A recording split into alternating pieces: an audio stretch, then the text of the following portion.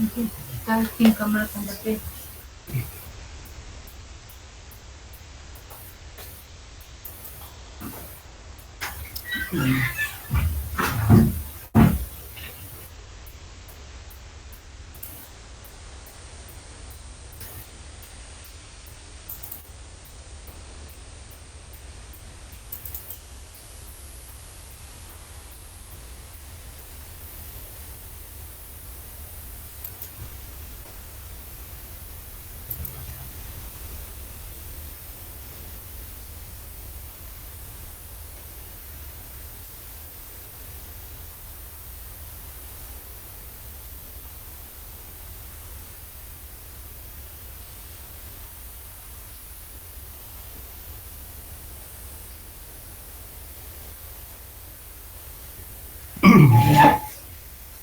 Hola, buen día.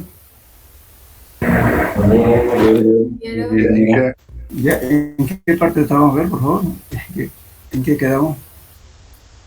Creo que terminamos este tema ya, ¿no? Método de penetración cónica. Aquí estamos, ¿no?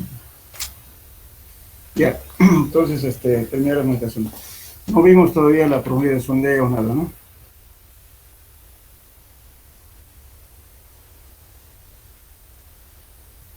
Ya. Entonces, para la penetración cónica, hay dos métodos para hacer la penetración cónica, que es el método estático y el dinámico. El método estático es mediante aplicación de un gato hidráulico, ¿no es cierto? Y, lógicamente, estos equipos son más modernos y ya tienen en la punta, ¿no es cierto?, algunos sensores que le dan la presión de poros, le dan la tensión admisible, la evolución interna, etcétera. Ahora, lógicamente, la diferencia entre la penetración cónica con el SPT es que la penetración cónica da resistencia por punta. Entonces, esa resistencia por punta, ¿no es cierto?, es traducido para encontrar los valores de la tensión admisible del suelo, que es equivalente al SPT. Ahora, el SPT, el mostrador del SPT en realidad es un cilindro, entonces lo que da es la tensión lateral, es como meter un pilotín a golpes. En cambio acá es resistencia por punta. También hay métodos de penetración cónica que se puede utilizar de forma dinámica. Hay varios autores, varios modelos del CPT para poder aplicar los golpes, ¿no es cierto?, para penetrar una cierta cantidad de profundidad en el suelo. Y esos valores, lógicamente, se encuentran su equivalente al valor del SPT. Como en este caso, por ejemplo, este es un DCP, es un método cónico que fue propuesto por Sowers. ¿Y en qué consiste este sistema? Fíjense, tenemos un pequeño cono que están las medidas acá. Tiene un ángulo de 60 grados, perdón, y un diámetro de 20 milímetros, es chiquitito. Entonces este equipo, lógicamente, tiene un cabezal, y este es el cabezal, perdón, este es el martillo, y este es el cabezal. Ahora, lógicamente, con este martillo que pesa 4.6 kilogramos, que es 8 libras, entonces se golpea con esto a este cabezal para que se introduzca este cono. Esta es una base, ¿no es cierto?, para apoyar al equipo para que no se desvíe y que permita hacer la penetración. Entonces va contando la cantidad de golpes, ¿no es cierto?, para una cierta cantidad de centímetros que se penetra. Este sistema, este método, según el autor, encuentra con la recomendación que da es el equivalente al SPT. Pero, sin embargo, para poder muestrear en la penetración cónica, hay que hacer aparte un orificio, ¿no es cierto?, para extraer las muestras, para saber qué tipo de suelo es. Lo que pasa, por ejemplo, en este sistema va penetrando a presión, pero no sabemos, ¿no es cierto?, qué tipo de suelo está atravesando. Solamente algunos, por algunos rasgos, ¿no es cierto?, ya lo dicen, por la cantidad de penetración que hay, se dan cuenta de que hay algún tipo de suelo y los sensores que tienen, la parte, digamos, cuando estamos usando el CPTU. En cambio, en esto es directo, solamente contamos nada más el número de golpes, porque el golpe es manual con este martillo.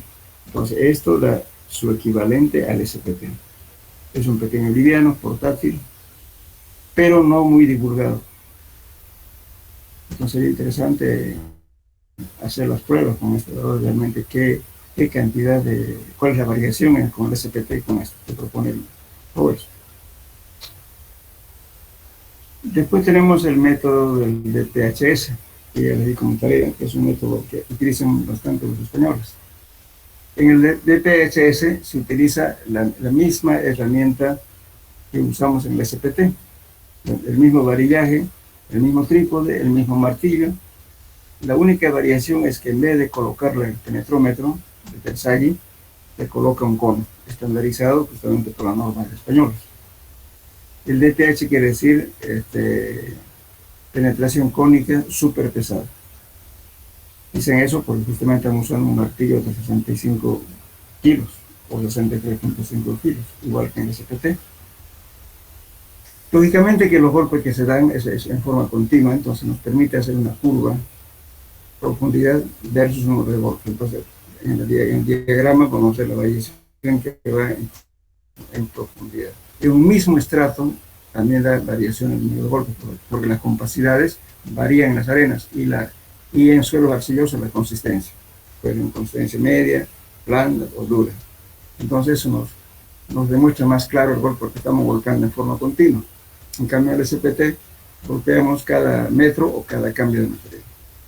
En este caso es golpes continuos. Entonces, para hacer este ensayo, como estamos usando la penetración con martillo, entonces suele utilizar lo mismo como herramienta auxiliar la pala Vizcachi, que llamamos la pala Iwan. Vamos limpiando el pozo, ¿no es cierto?, hasta llegar a donde se llegó con el cono, y después se saca la herramienta y se golpea en el terreno virgen.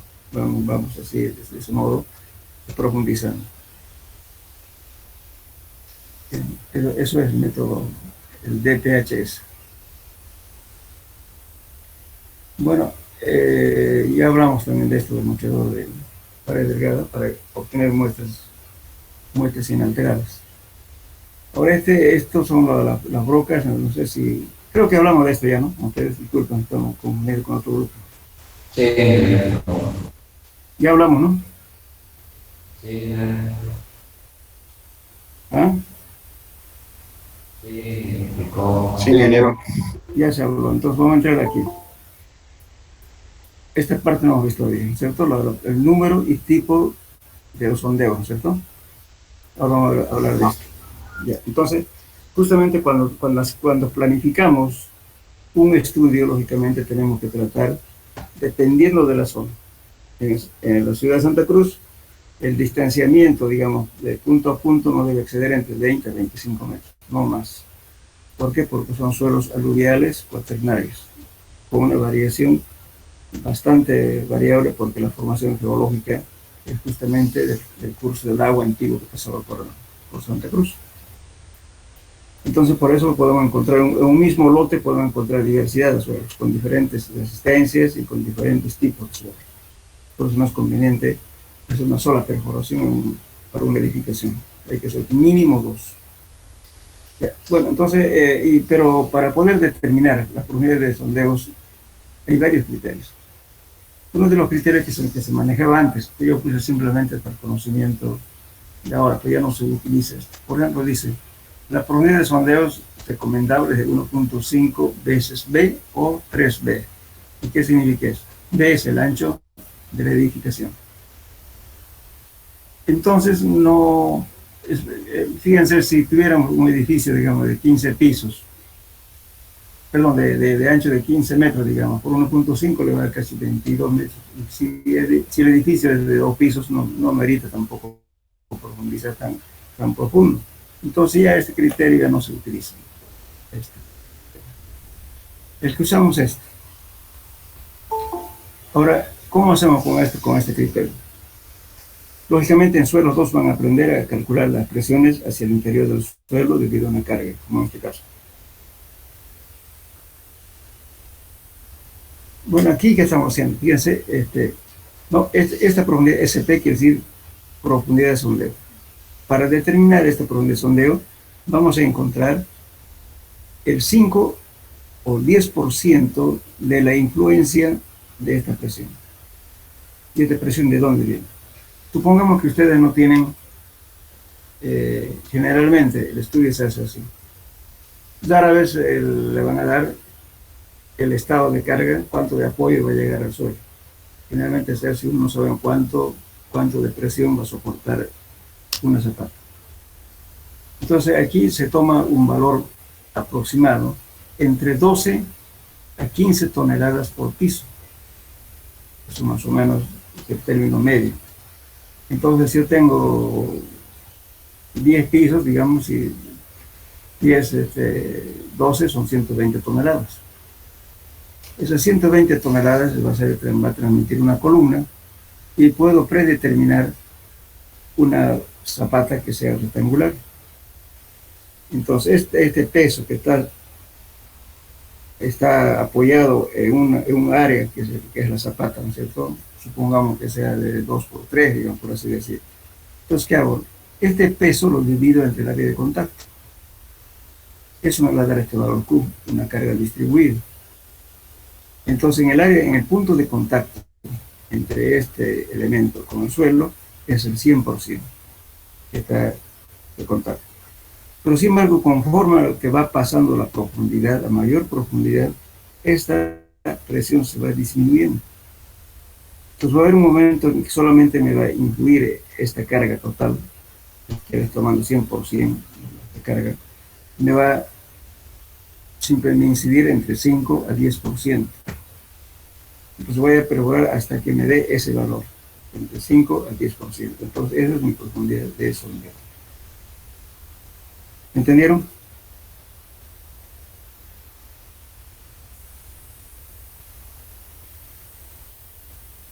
Sí. ¿Por hablar, me entendieron o no? Sí, ingeniero. Por favor, tomen bien este criterio porque después no... Escucha ahí, una pregunta. Sí, sí. ¿Puedes reiterar, por favor, cuánto de toneladas de piso de construcción? No escuché bien, ¿puedo repetir? A ver, ¿me puede repetir la pregunta, por favor? Usted estaba No indicando... le escucho bien. ¿Ahora me escucha? Ahora sí. Usted estaba explicando sobre la profundidad de sondeo y digo una parte que usted tiene reportada de pisos a construir de cuál tonelada. Eso no pude entender bien. Claro, lo que pasa es que si alguien le dice, por ejemplo, hágame un estudio de suelo, pero primero que una pregunta para qué tipo de estructura. Puede ser una torre de una antena, como por ejemplo ahora las antenas que están colocando para las telecomunicaciones, para las repetidoras, por ejemplo, ¿no? O puede ser de repente para un tanque de agua, o un edificio. Pero si dice un edificio, bueno, pues usted va a preguntar cuántos pisos va a tener su estructura, si va a tener terraza o no, y si va a tener sótano. En ese caso, usted dice, bueno, entonces si le dice, voy a tener 10 pisos, pero usted no le están dando la incidencia de las cargas. ¿La carga de qué va a variar? Justamente de la luz que tenga, ¿no es cierto?, la viga. O sea, las luces, digamos, cuando van a cargar de repente cada 5 metros, no sé, cada 6 metros, 7 metros, depende del calculista y el arquitecto que haya hecho la estructura. Entonces, cuanto más ancho, lógicamente que va a cargar mayor, va a decir más carga las columnas. Entonces, pero en término medio, usted puede aproximar, decir, por piso, aproximadamente son 12 o 15 toneladas que va a actuar. Si usted tiene 10 pisos, supongamos que tenga 12 toneladas, son 120 toneladas que puede soportar una columna. Esa columna, el peso de esa columna es esto, esta carga de la columna es esto, P. Ahora digo, bueno, pondré una zapata que sea 2×3, o sea, 2 metros por 3 metros, o 4 metros, pongamos, por así decir número. Entonces, este P lo divido entre el área de contacto y me da este valor Q, carga distribuida. Entonces, voy a calcular a qué profundidad me va a incidir solamente un 5 a 10% de este valor. Eso vamos a ver en suelo 2, por lo pronto no saben cómo calcular. En suelo 2 vamos a ver cómo se calcula esto, a cada centímetro, si quieren pueden calcular. Entonces van a decir, bueno, aquí solamente este valor en profundidad se va disipando, menos. Hay un momento en que ya no influye nada. Pero es suficiente que nos influya 5 o 10%, hasta ahí vamos a hacer el sondeo. ¿Me entendió? Entonces, Sí, no, gracias. casi en en forma general, no sabemos qué presión va a llegar al suelo, no sabemos. Pero nos damos, por eso hay que decir, y ahora enseguida voy a mostrar algunas fórmulas que son bastante útiles para darnos cuenta cómo se calcula. Porque a veces cuando hacemos esto, pues, si tenemos el estado de carga, pues bienísimo, porque yo sé cuál es la zapata más cargada o la columna más cargada, de eso yo lo voy a predimensionar, voy a saber exactamente cuál es la presión que está ejerciendo el suelo. Pero en la mayoría de los casos no sabemos el estado de carga. Siempre hacemos el estudio de suelos, inclusive hay un negocio ahora, ¿no es cierto? Los que hacen condominios, los que compran casas, o sea, para vender, ¿qué hacen? Antes de comprar el terreno, te hacen hacer estudio de suelos. Si el terreno es malo, no lo compran. ¿Por qué? Justamente de repente quieren hacer un sótano y voy a tener agua a 50 centímetros. De repente arcilla blanda que no voy a poder estabilizar, entonces me causa un problema. Entonces eso me va a costar más caro que la mitad del edificio, entonces no lo compran. Y si el suelo es bueno, que sea, entonces sí lo compran. Hay empresas así, son solventes. Antes de comprarse en estudio de suelo. No compran así nomás. Pues, si es sin caso, digamos, que se va a hacer algo, una obra que es muy importante de la zona, sí, de repente se ve forzado a comprar, pero generalmente los que negocian con tierras no hacen eso. Tratan siempre de comprar algo que les resulte más barato en la construcción. Bien, ahora hay otro criterio. Por ejemplo, decimos aquí, miren, profundidad de sondeo y número de pisos, ancho del edificio. La mayoría de los edificios generalmente tienen unos 30 metros, árabes van a tener 60 metros, ¿no es cierto? Siempre, además, son rectangulares. Entonces, sí, entonces puede ser 30, 80, perdón, 60 y 120. Se van duplicando. Aquí mi número de pisos, supongamos, vamos a hacer un ejemplo. Digo aquí, para 8 pisos, 16 metros, que me recomienda este cuadro. Este es un criterio mexicano, por si acaso. Es sobre 16 metros. Bien. Ahora, si tengo sótano, lo sumo. El sótano generalmente tiene 3,50 de altura. Rara vez tiene 3, siempre es casi 3,50. Entonces, con las fundaciones que van a hacer, casi 4. Entonces, a este valor de 8 le aumenta 4, el sótano. Entonces, ya directamente va a ser, perdón, si es 16, va a aumentar 4 metros más. Entonces, ya en 20 metros para 8 pisos. Tomando en cuenta el sótano o el subsuelo. Si tiene terraza, también hay que tomarle como un piso más. Pues siempre preguntan, decir, bueno, ¿por qué? A veces en las terrazas hacen fiestas. Entonces, el momento va a estar cargadísimo. Bueno, entonces hay que tomar en cuenta como un piso más si tiene terraza. Si es una terraza inaccesible sin techo, entonces no pasa nada. Se toman solamente el número de pisos. Ahora, otro criterio es este. Condición ligera de acero y estrecha de hormigón. ¿Qué quiere decir aquí? SP quiere decir profundidad de sondeo 3 por S a la 0,7. Esto para estructuras relativamente estrechas, no muy anchas, no edificios muy grandes. Pero si va a ser edificios grandes como el estadio, como un módulo educativo grande, en ese caso entonces hay que calcular por esta fórmula. 6 por S a la 0,7, fíjense, aquí está multiplicando por 3 y aquí por 6. Entonces vamos a comparar con el ejemplo que estábamos haciendo aquí. 8 pisos dijimos. Le hago una calculadora. Pongan 8 a la 0,7.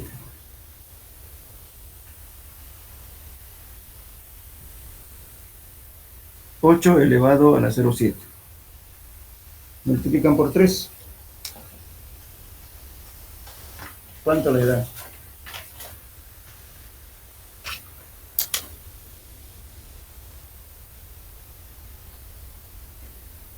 Hola. 240 millones, ingeniero, a ver, revisa, corrígeme. Aquí en ese ponga el número, estamos calculando para 8 pisos. Aquí es 8 a la 0,7. Multiplica por 3.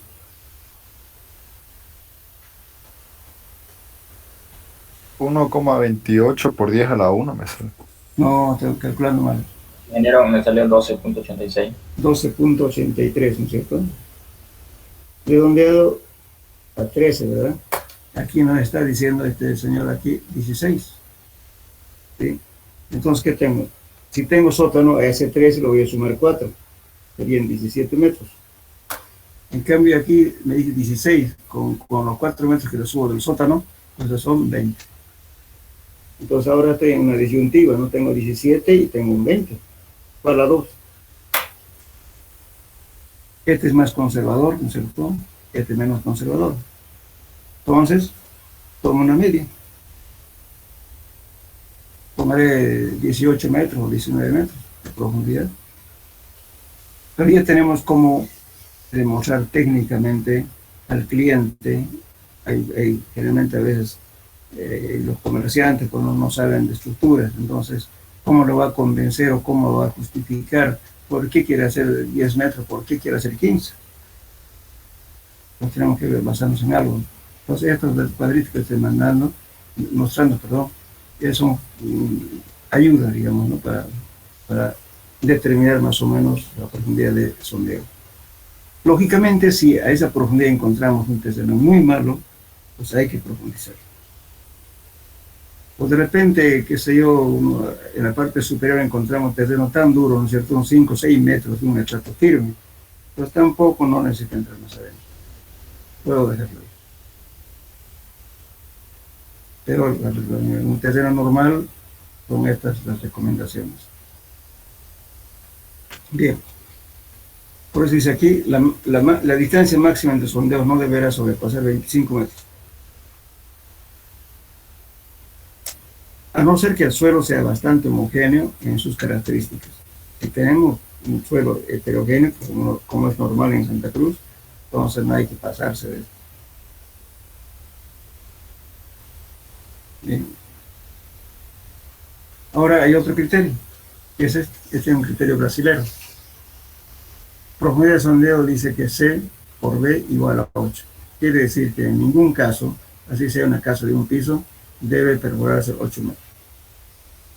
Pero si tengo más de un piso, entonces tomo este criterio. B es el ancho del rectángulo del menor área envolviendo la proyección de la construcción, o sea, el lado menor. Entonces yo calculo las cargas, ¿no es cierto?, que está actuando en toda la estructura, toneladas por metro cuadrado. Entonces supongamos si me da entre 8 y 15, pues yo adoptaré un C igual a 1.5, que es este de aquí. Este es el ancho menor de la edificación, por 1.5. Esa es la profundidad de sondeo que tengo que hacer. Aquí tengo que estimar más o menos cuánto va a ser el peso de toda la estructura en un área determinada. Eso es lo que nos da este valor de aquí, tonelada metro cuadrado. Bien. Ahora hay otro criterio para determinar la profundidad de fundación o profundidad de desplante. Se toma 0,8 a 1 veces Q por B. ¿Esto qué significa? Q. La presión media de la base de la fundación, de una zapata cualquiera. Entonces toma la presión media. Y B es la menor dimensión de la fundación. Entonces multiplica ya sea por 0,8 o por 1. Eso le va a dar a qué profundidad va a asentar su fundación. ¿Qué significa eso? Profundidad de desplante.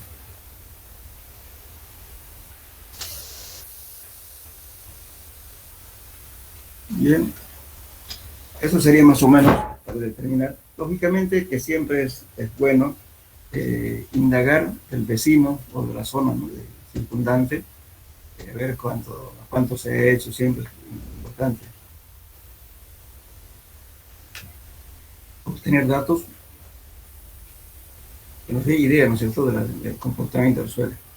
Bien, ahora vamos a hablar del espaciamiento de los sondeos. Cada cuántos metros voy a hacer un sondeo. Lógicamente esta tablita que estoy mostrando, en algunos está viendo cómo manejamos nuestra región, dependiendo de la formación geológica. Por ejemplo, dice aquí, estoy hablando de separación de punto a punto del estudio, ¿verdad? Dice carretera, investigación de la subrasante. Si estamos haciendo contra una carretera, va a ser investigación de la subrasante. Dice, debe sondearse cada 300, 600 metros. Eso en nuestra región no está bien. ¿Por qué? Porque tenemos un suelo muy variable. Entonces tendremos que hacer cada 100 metros o cada 50 metros para tener ideas claras, ¿no es cierto?, del suelo. En el caso de que, por ejemplo, esto se puede hacer siempre y cuando, ¿no es cierto?, que no sea uniforme, de repente una formación geológica uniforme. O cuando la carretera es no muy importante, o sea, que es una carretera secundaria, ¿no es cierto?, como los caminos vecinales, entonces tal vez de ahí podemos hacer esto.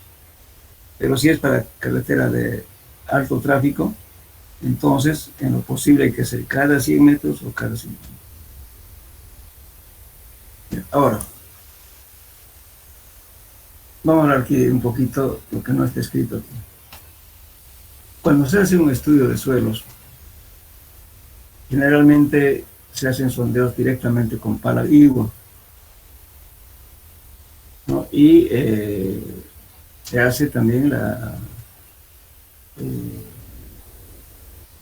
aparte de eso, se hace un control de la densidad en sitio. De repente ese suelo ya está bien compactado, no necesitamos moverlo ya. Pero sin embargo, a veces no los que mandan a hacer un estudio no ponen ese ítem, entonces no se sabe qué densidad tiene ese suelo. Pues debería hacerse. Entonces la profundidad de sondeo para este caso no es más que entre 2 metros. Antes se hacía 1,50, cuando las cargas de los camiones no era mucho. Ahora tenemos camiones de mucho tonelaje, entonces hay que hacer mínimo 2 metros de perforación. Bueno, aparte de eso hay una variante, ¿no?, que llamamos trincheras o calicatas. Si estamos atravesando una zona montañosa con piedras, grava, etcétera, entonces hay que hacer una excavación manual.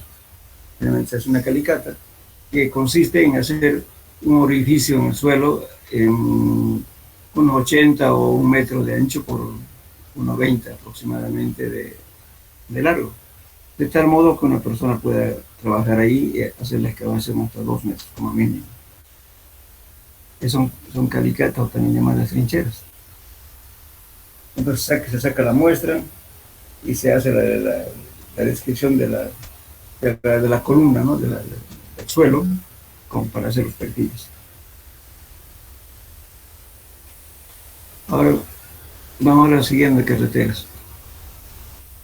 Cuando estamos en una carretera, no solamente se hace el estudio en el eje. Entonces, cuando se va a hacer una carretera, lo primero que se hace es un trazado, ¿no es cierto?, mediante fotografías satelitales o bien mediante imágenes satelitales, o también se puede, bueno, entonces con eso se hace el trazo correspondiente. Y luego de hacer eso, lógicamente hay que ir al sitio con un topógrafo, y después del topógrafo viene el estudio de suelo. Entonces, cuando se aleje ya de la carretera, generalmente las carreteras tienen 7 a 9 metros, casi 9 metros, bueno, depende del tipo de carretera, supongamos que sea 9 metros, entonces se hace en los sondeos, primeramente se empieza del eje izquierdo, el eje derecho. Después viene al centro izquierdo, entonces se hace en zigzag. Eso en términos de mecánica del suelo se llama a tres bolillos, pero es en zigzag. Ahora, si encontramos en puntos intermedios que sean malos el suelo, ahí también hay que hacer un sondeo. No siempre vamos a ver cada 50, 70, los 25 estamos un terreno malo, entonces hay que sondear. Bien, eso sería el modo de hacer el estudio de suelo. Ahora, aquí no está para préstamos. Vamos a hablar de préstamos. Ahora, la excavación para préstamos está entre 30 a 120 metros. Entonces, por ejemplo, a no ser que sea un terreno muy bueno y le hagamos un solo agujero ahí, cada 120 metros, generalmente para una buena evaluación de un banco de préstamo se saca la cantera, el material que va a servir para levantar un terraplén de una carretera o cambiar el material donde se está haciendo la carretera.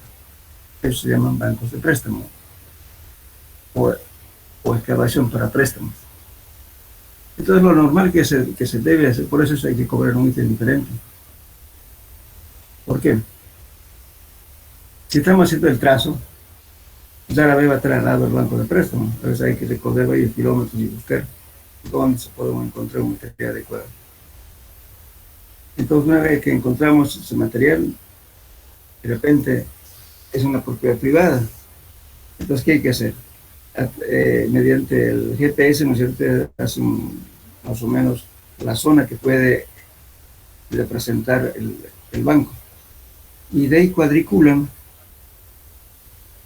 una malla para hacer los diferentes pozos, diferentes sondeos, con profundidades entre 4 metros, 5 metros lo sumo, no más profundo tampoco. ¿Por qué no se estila que sea más hondo el estudio de suelo para un banco de préstamo? Estamos hablando de una zona plana. Porque resulta que si lo hago un agujero muy hondo, voy a excavar el terreno, los camiones no van a subir cargados por la rampa. Voy a tener que usar un tractor para sacar los camiones de adentro. Entonces no conviene explotar a mucha profundidad los bancos de préstamo. Entonces, una vez obtenido el área, buscamos, lo zonificamos y vamos a encontrar diferentes puntos, una clasificación de suelos, y vamos a calcular sus diferentes valores, como sea la densidad, el CBR, etc. A veces, en la misma zona, podemos mezclar, por así decir, si digamos, tengamos un área aquí, lo dividimos entre 4, A, B, C, entonces de repente voy a dosificar mi material.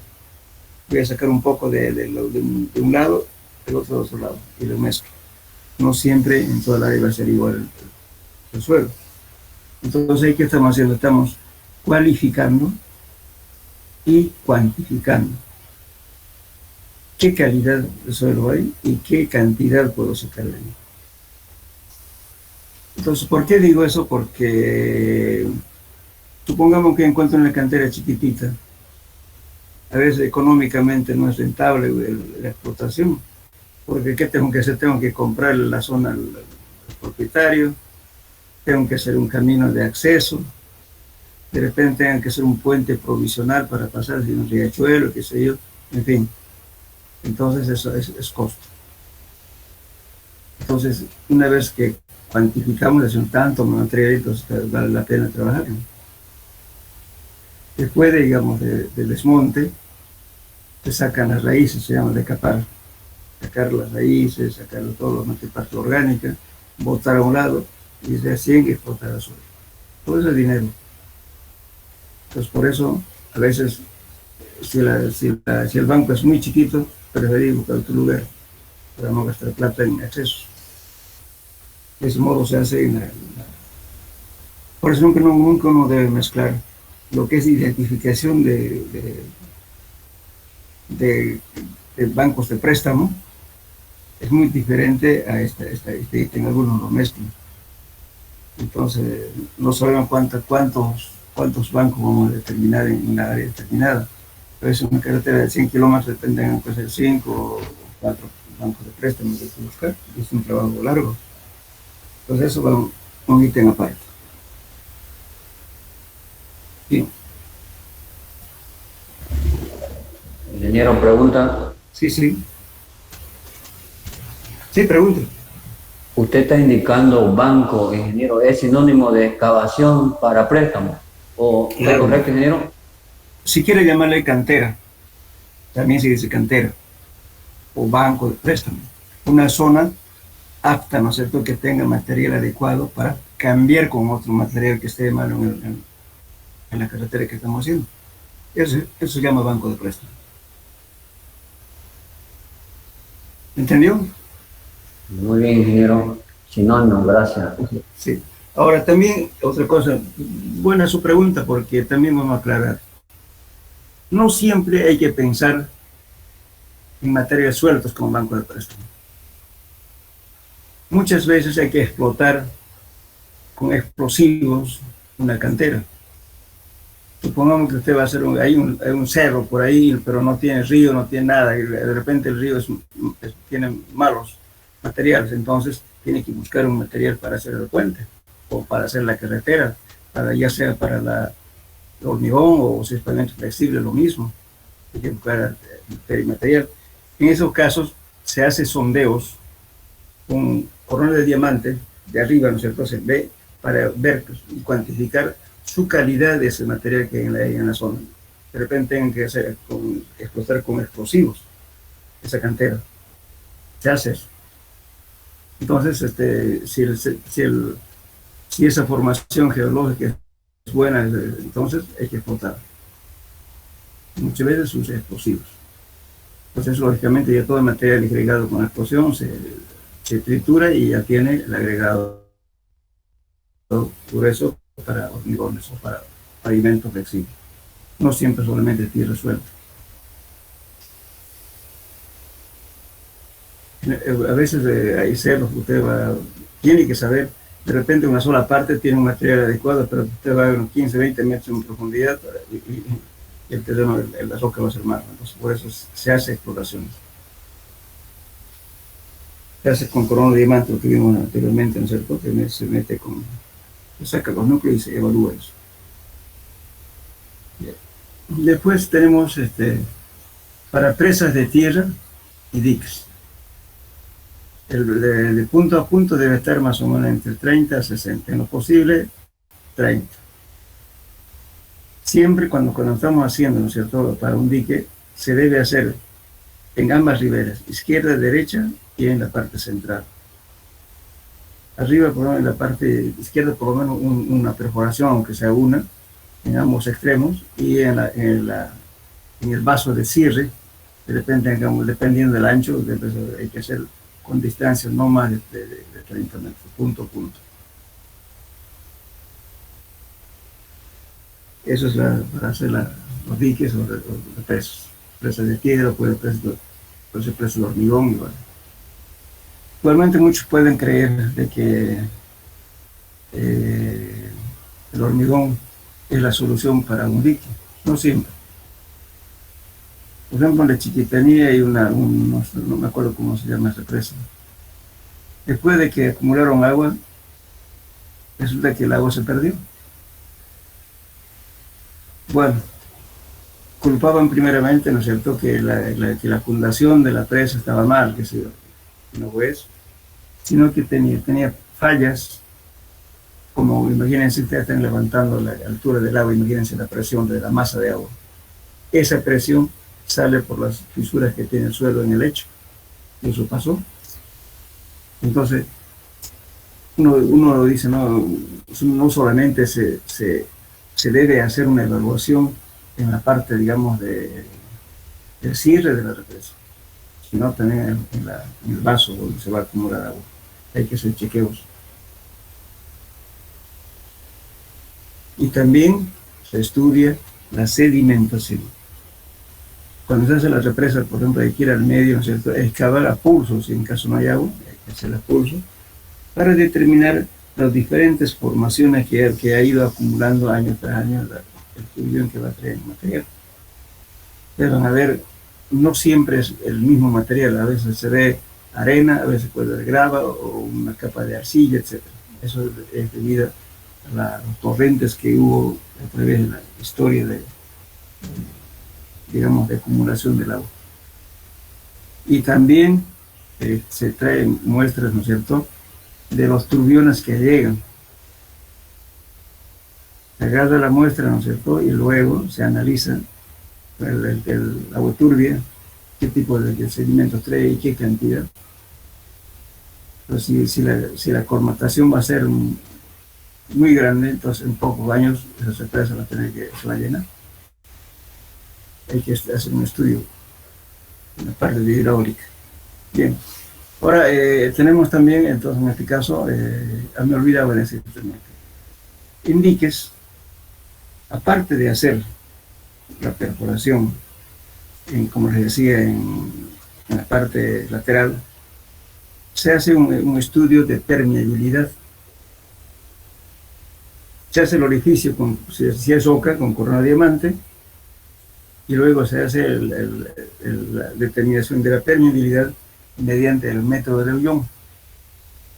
¿En qué consiste este método? Hace la perforación, la rotación, corta con diamante la roca y lo saca. Bueno, y si ve que hay fisuras, entonces hay que hacer una prueba de permeabilidad para determinar la filtración que puede producir. Entonces se saca la herramienta de rotación y se mete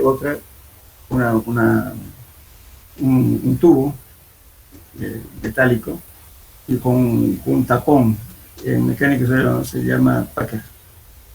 El packer es un taponcito que se pone después de sacar todo en el agujero y luego a través del tubo se inyecta agua a alta presión.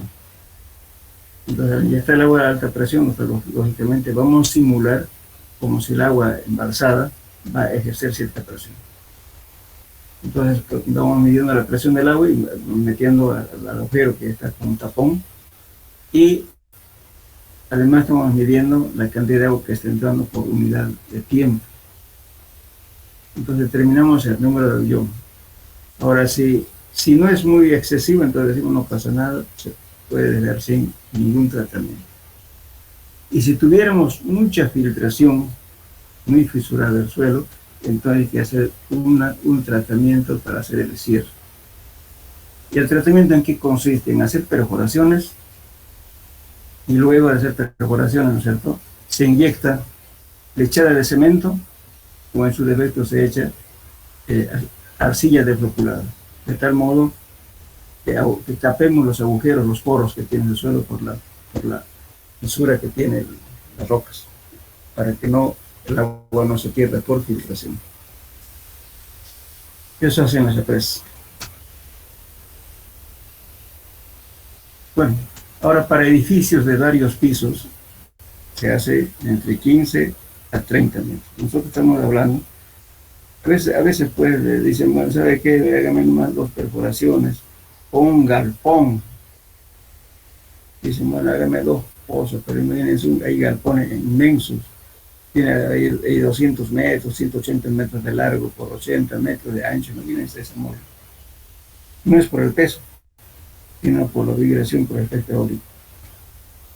Entonces, sí, eso hay que nomás, tampoco no hay que decir que porque tiene un piso no va a tener peligro. Claro que tiene peligro. Entonces hay que hacer nomás un estudio. ¿No? Ahora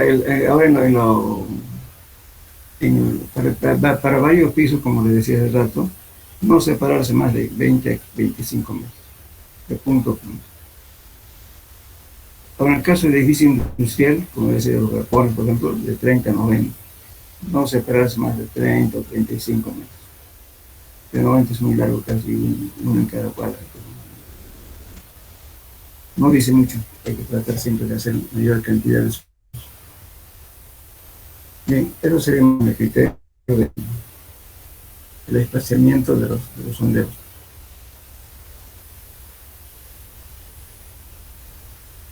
Bueno, cuando Bueno, hay un criterio, por ejemplo, de la CTM para realizar los sondeos. Dice, bueno, que los golpes sean mayores a 100 para poder parar.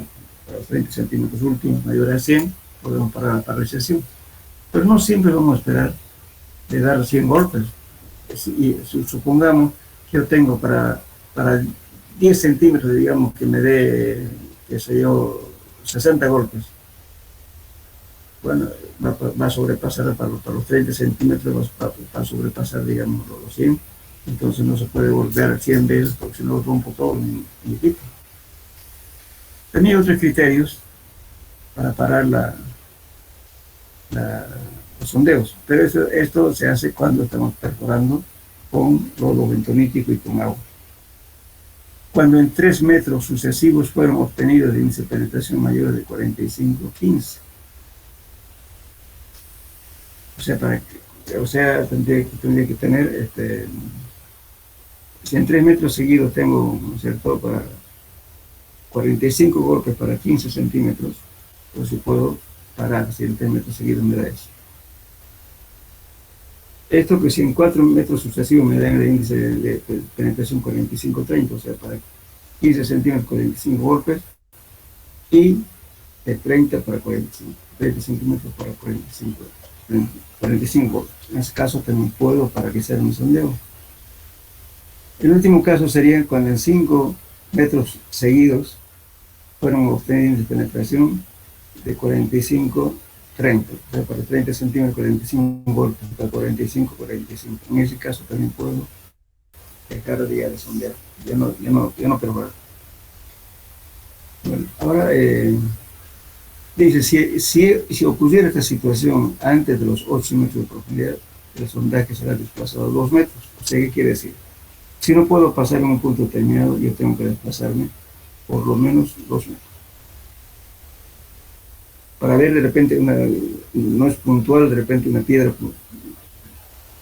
aislada puede haber, entonces me retiro 2 metros. Ahora, se puede retirar también a una distancia un poco más, 4 metros. Y decir, ¿qué es lo que estamos queriendo hacer? Determinar justamente la potencia estratigráfica. Es decir, que quiero ver si realmente en todas las zonas es material o no. Entonces sí, tengo que estar seguro, porque no debe ser que solamente en el punto donde se está haciendo el sondeo existe ese tipo de suelo. Entonces hay que verificar eso, con pozos adicionales. Bien, ahora otro criterio que se tiene, por ejemplo, cuando estamos, cuando estamos perforando, como decía, con lodo bentonítico, tenemos que golpear 60 centímetros. Esta formulita que vamos a ver justamente es aprovechando eso. Por ejemplo, si no tengo agua en el suelo, pero estoy perforando con agua, pero no tengo agua en el suelo, entonces puedo utilizar esta fórmula. 1/5 de N más N' sobre N. Eso me da la tensión admisible. Este N sin apóstrofe acá es los 30 centímetros últimos de golpear en el CPT. Estos son los primeros 30 centímetros en N'. Entonces, si en caso no haya agua en el suelo, en el lugar donde estamos trabajando, entonces se puede utilizar esta fórmula con signo más. Ahora, si estamos debajo del nivel de agua, entonces aquí viene el signo menos. La misma ecuación, pero con signos menos. Eso nos da kilos por centímetro cuadrado. Bien. ¿Tienen preguntas aquí, jóvenes? Ingeniero, pregunta, por favor. Sí. ¿Puede explicarme el nivel de agua? Disculpa la... Ya. ¿Qué ustedes quieren decir? Fíjense, supongamos que usted está haciendo una perforación, pero si es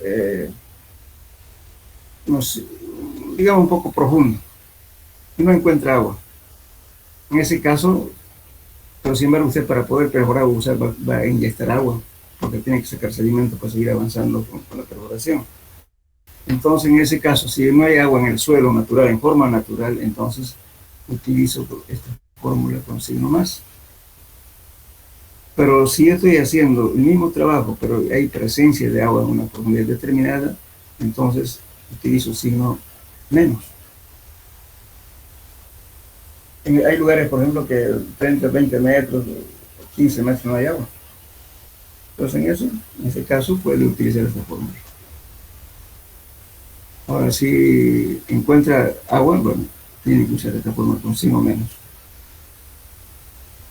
Eso quiere decir. Bueno, ¿alguna cosa más, por favor? Pregunten. A ver qué parte no hemos visto de él. Pues ya vimos.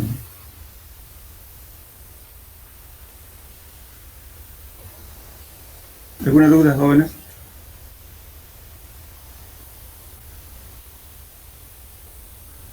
Ya. Ya que no hay preguntas, entonces entremos este tema.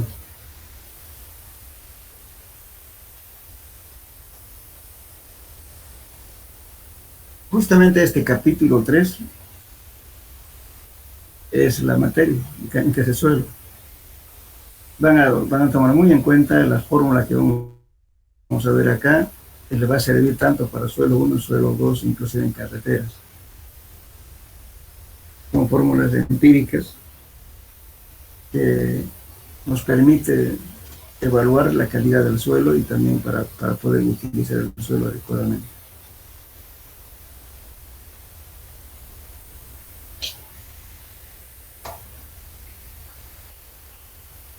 Bueno, el suelo es un material constituido por un conjunto de partículas sólidas y diámetros variables, dejando entre sí vacíos que podrán estar parcial o totalmente ocupados por agua y aire. Pero en forma general es un sistema disperso formado por las tres fases principales, que son sólido, líquido y gaseoso. Bien, entonces en un suelo, vamos a notar bien esto. Si no tenemos presencia de agua, entonces el suelo está seco. En ese caso vamos a tener el volumen del suelo y volumen del aire. Estamos hablando de tres elementos. Bueno, antes de entrar a eso, mejor le explicaré aquí. Aquí tiene partículas sólidas, aire y agua, ¿verdad? Los tres elementos, las tres fases. Bueno, aquí estamos analizando la partícula de arcilla. Es muy diferente a la partícula del suelo granular. Entonces, en la característica de las partículas de arcillas son lo siguiente. Tenemos agua higroscópica. La agua higroscópica está internamente en la partícula de arcilla. Lo otro está el agua absorbida. El agua absorbida es el agua, ¿no es cierto?, que está envolviendo a la partícula sólida. Justamente, esta agua absorbida o agua adherida le da la propiedad de plasticidad al suelo. Entonces, la partícula sólida es un dipolo, tiene carga negativa, carga positiva. El agua también es dipolo, carga positiva y negativa. Pero sin embargo siempre están con signos opuestos. Por eso es que el agua tiende a pegarse a la partícula de arcilla. Por eso tiene plasticidad. Si ustedes quieren, fíjense, tienen una mano, arena, digamos, y le echan un poquito de agua, van a querer darle alguna forma geométrica, no van a poder, se desintegra, se desmorona, porque no hay atracción molecular eléctrica en las partículas sólidas. En cambio, si ustedes tienen arcilla y le van echando una cierta cantidad de agua, van a ver que ustedes no lo van a poder separar la partícula. ¿Por qué? Porque justamente hay una atracción molecular, la parte eléctrica que tiene, están con polos opuestos con el agua, con las partículas sólidas, y por tanto se adhiere. Esa agua que lo adhiere se llama agua absorbida o agua adherida. Esta agua es lo que le da propiedad a la plasticidad de un suelo. Si no hubiera esto, no habría plasticidad. Los suelos granulares no tienen esto. Bien. Lo otro es el agua capilar. ¿Qué es agua capilar? El agua capilar es cuando, pongamos, si hacemos un corte en un suelo y vemos con un microscopio van a tener infinidad de tubos, digamos, con una trayectoria laberíntica, o sea, lo vemos y cortamos, vamos a ver un montón de tubitos, ¿no? Que son espacios vacíos. Entonces el agua asciende de un punto para arriba por capilaridad. Imagínense en las arcillas, se nota de que la atracción molecular entre la arcilla y el agua es bastante grande, vence a la gravedad. Imagínense, yo tengo un nivel de agua, digamos, a 5 metros de profundidad, pero mi humedad está de repente a 2 metros. ¿Esa humedad a qué se debió? A la ascensión capilar. El agua subió por los intersticios que tiene el suelo hacia arriba, y ha vencido la gravedad y todavía se mantiene así. No es que el nivel de agua esté ahí, sino la capilaridad hizo que suba el agua hacia arriba. Por eso la ascensión capilar es inversamente proporcional al diámetro del conducto. Cuanto más ancho el diámetro del conducto, se rompe la capilaridad. Por eso dijimos, en un suelo, si están haciendo un sótano, por ejemplo, tienen que poner necesariamente un suelo granular abajo, para que alguna vez, por capilaridad, no ingrese el agua al sótano. Se rompe el efecto capilar.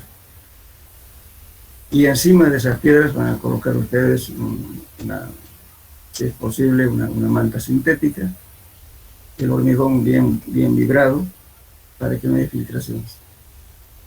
Cuando llueve, lógicamente el agua se acumula y por capilaridad asciende.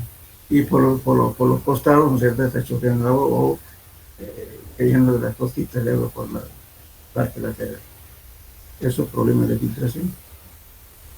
Entonces, hay que tratar de ver eso en la etapa ya constructiva de los sótanos.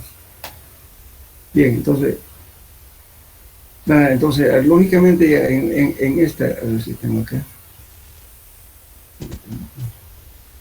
Bueno, entonces el agua en una partida arcilla se encuentra agua higroscópica, agua absorbida, agua capilar. Lo que está en los espacios vacíos se llama agua libre. Y la sumatoria de todas las aguas se llama agua de constitución.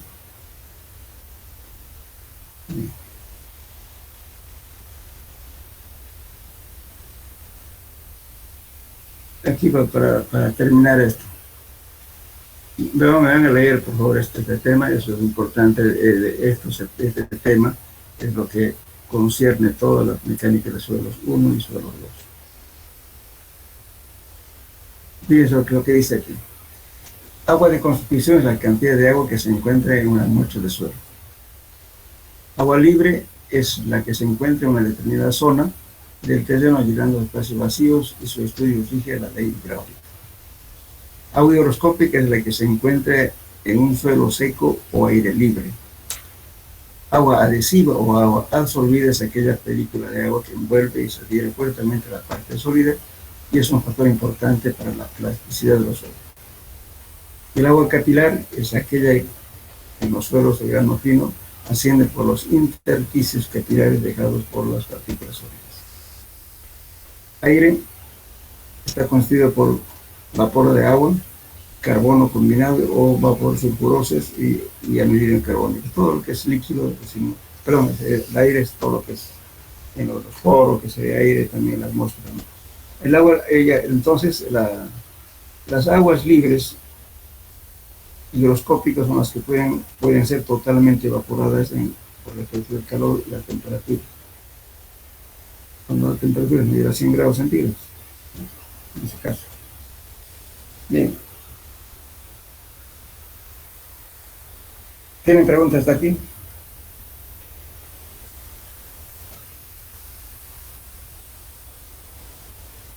Hola. ¿Preguntas? Una pregunta, ¿a qué se referiría más o menos el agua higroscópica? Ya, durante la formación del suelo y el agua que está internamente dentro de la partícula, eso es higroscópico. En cambio, el agua de día está en el entorno de la partícula, pegada. Por eso aquí dice agua, ¿verdad? Aquí, adhesiva o absorbida. Esta es lo que da la propiedad del suelo. Esto está internamente en la partícula. Por eso, eso cuando lo sometemos a una temperatura alta, como 100 grados centígrados, recién se pierde. Siempre tenemos algo de humedad desde la formación del suelo. No, a no ser que el suelo ya haya sufrido ciertos procesos geológicos, en ese caso ya también no tiene agua higroscópica.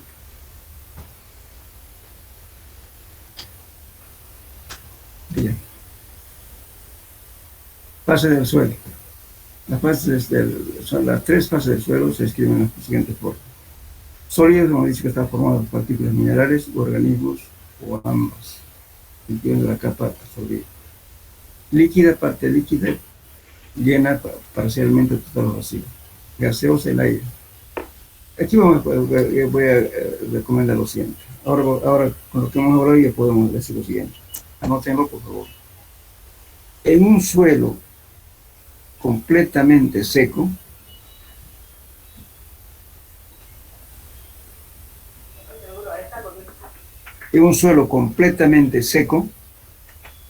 la humedad es igual a 0. Está fea esto, ¿no? La humedad es igual a 0. Creo que está peor esto. El grado de saturación igual 0.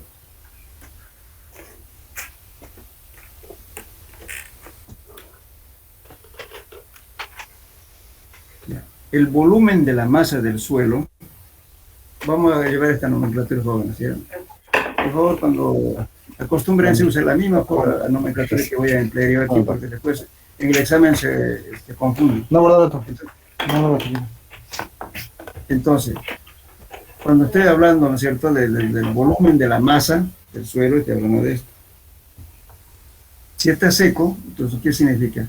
De que el volumen del aire, la suma del volumen del aire más el volumen de los sólidos. El volumen del agua es 0, cuando está completamente seco.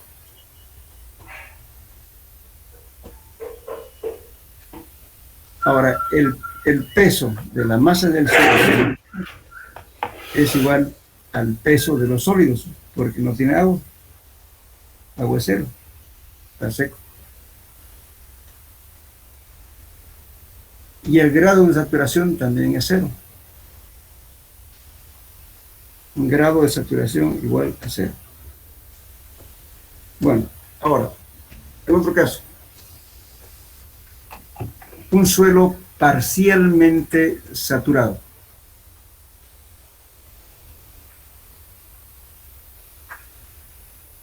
En un suelo parcialmente saturado, la humedad es diferente de 0.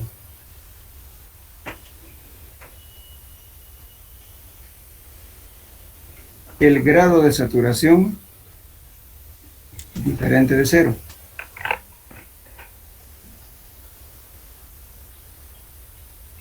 Y el volumen de la masa del suelo es igual a esto. En ese caso, en un suelo parcialmente saturado, tienen las tres cosas. Tiene volumen del aire, volumen del agua, y más volumen de los sólidos.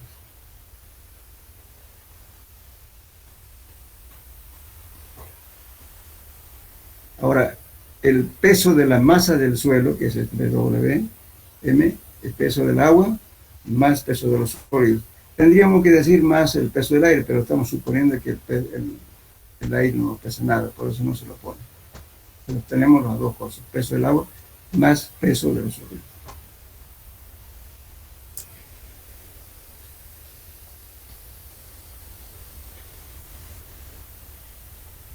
Bueno, decíamos también que el grado de saturación es diferente de cero, ¿verdad?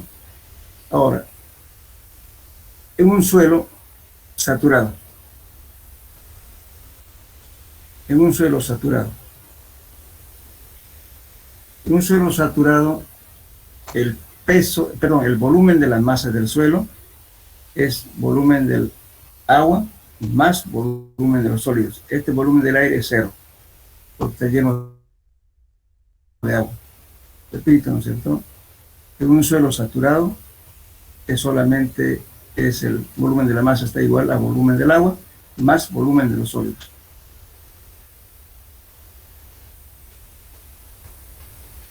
Y el peso de la masa también viene a ser igual al peso del agua más peso de los sólidos. En ese caso, cuando está saturado, significa que el porcentaje de humedad es diferente de cero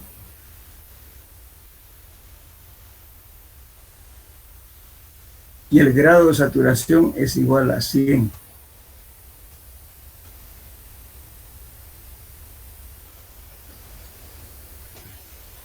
Entonces la saturación no puede ser menos de 0 ni más de 100, solamente 100.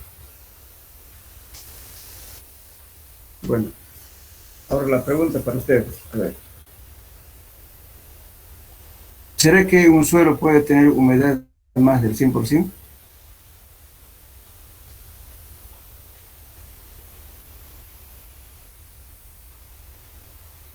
Hola. Sí. No, ¿Será que el suelo puede tener humedad más del 100%?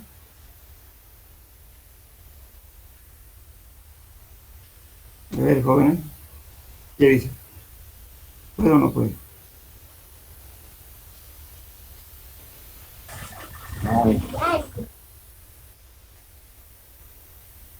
No creo, ingeniero.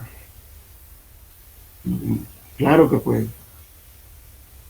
¿Se acuerdan ustedes de la fórmula? Seguramente ya han llevado esta materia. La humedad es igual al peso húmedo menos el peso seco sobre el peso seco multiplicado por 100.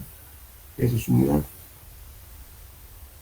Resulta que en una arcilla volcánica, o sea, con ceniza volcánica, como está en la Ciudad de México, en algunas ciudades de Japón también, han encontrado humedad arriba del 600%. Fíjense, cuando decimos peso húmedo menos el peso seco, ¿qué estamos haciendo? Estamos sacando el volumen del agua o peso del agua, ¿verdad? Quiere decir que ese suelo es tan poroso porque es bien fino, entonces tiene mayor cantidad de espacios vacíos. Entonces llega a tener humedad de arriba del 680% en México, encontraron las humedades. Pero en el caso nuestro, una arcilla normal, rara vez vamos a encontrar humedades, ¿no es cierto?, que tengan más del 50%, 60%, generalmente son menos. Pero son casos excepcionales, pueden tener humedades arriba del 100%.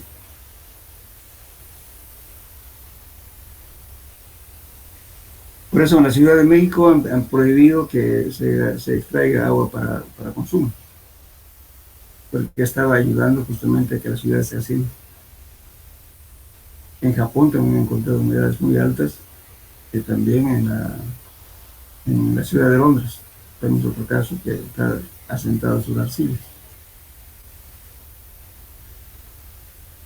Entonces, generalmente las arcillas coloidales o las arcillas de ceniza volcánica, de origen volcánico, tienen esa propiedad, humedades muy altas.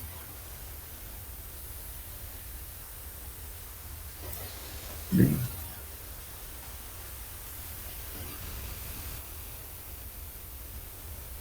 Bueno,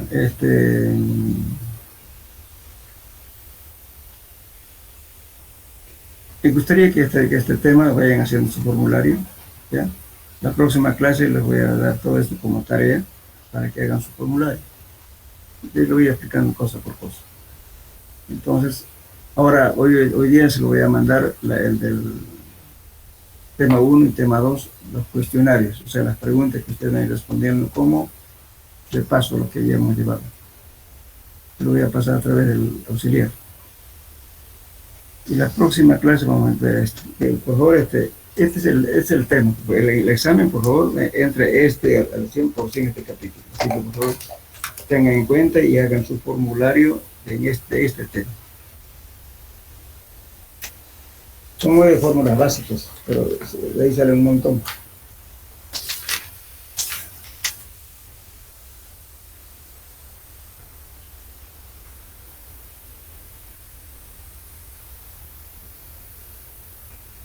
Bueno, quedaremos aquí, jóvenes, si no tienen alguna pregunta. Ingeniero, una consulta. ¿A qué suelos eran los que la humedad sobrepasaba el 100%? ¿A qué se debía? O sea, cuando el suelo es muy fino, o sea, cuando una partícula llega a su descomposición final, llega a ser un coloide.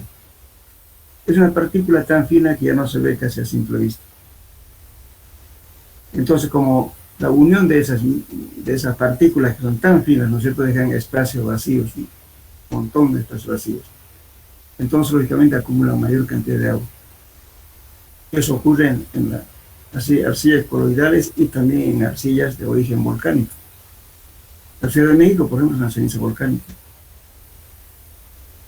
Ahí, por ejemplo, creo que en 10 años, en un año creo que logró asentarse 20 centímetros en algunos edificios. Por eso los mexicanos son bastante adelantados en solucionar problemas de asentamientos, porque su ciudad tiene ese problema. Entonces, algunos edificios, ¿no es cierto?, escaleras que servían para subir, ahora sirven para bajar. Algunos edificios históricos han encamisado la fundación y lo han trasladado a otro lugar. Muchos problemas. Por eso ahora ya no sacan agua ya de ahí. ¿Por qué? Porque eso acelera totalmente el asentamiento. En cambio, los suelos que tenemos aquí, los suelos arcillosos, no son coloides, que al final, por las humedades, no son muy altas. Son relativamente altas. Eso. Bueno, jóvenes, entonces dejamos aquí la pausa de clase. ¿Usted nos va a pasar el material que ustedes están compartiendo?